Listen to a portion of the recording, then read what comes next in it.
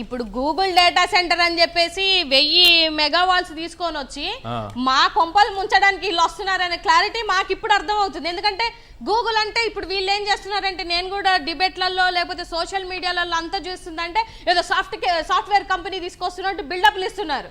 ఆ ఉద్యోగాలు వస్తాయి, అందరికి పిల్లలకి ఉద్యోగాలు వస్తాయని అలా చెప్పేసుకుంటూ ఉన్నారు. తీరా చెక్ చేస్తే, జీవోలన్నీ చెక్ చేస్తే వాళ్ళ ఏబిఎన్ పత్రికలో కానీ ఈనాడు పత్రికలో వచ్చిందంటే 200 ఉద్యోగాలు. అవును. ఇప్పుడు గతంలో మనకి ఎక్స్ ఐటీ మినిస్టర్ గా అమర్ గారు ఉన్నారు. ఆయన ఏమన్నారు, గుడ్డు కోడి అని ఏదో కాంబినేషన్ లో ఆయన ఎగతాలు చేశారు కదా. ఇప్పుడు గుడ్డు మంది కాదు, కోడి కూడా మంది కాదు. పక్కింట్లో పోయి కోడి తెచ్చేసుకొని ఈ కోడి మాది, ఈ గుడ్డు మాది అని చెప్పుకుంటున్నారంటే ఎంత విలువ లేకుండా వీళ్ళు ఉన్నారు ఒకసారి ఆలోచించాలి.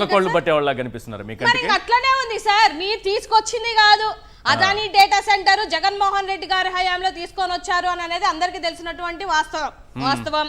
ఇప్పుడు మీరు కూడా చెప్పినట్టు ఆ జీవో చదివితే డేటా సెంటర్ పార్క్ కానీ, డెవలప్మెంట్ సెంటర్ కానీ, ఐటీ పార్క్ అండ్ బిజినెస్ కానీ 25,000 ఉద్యోగ అవకాశాలు, స్కిల్ యూనివర్సిటీ, తర్వాత రీసెంటర్ సెంటర్స్, ఇన్ని అప్లికేషన్స్ పెట్టి ఆయన ఒక జీవో వేసి 25,000 ఉద్యోగాలు తేవాలనుకొని జగన్మోహన్ రెడ్డి గారు అనుకుంటే, వీళ్ళంతా వచ్చి 87,000 కోట్లు హెచ్చించి 200 ఉద్యోగాలు తీసుకొని వస్తారు అని అంటే ఇక్కడ విజనరీ ఎవరు?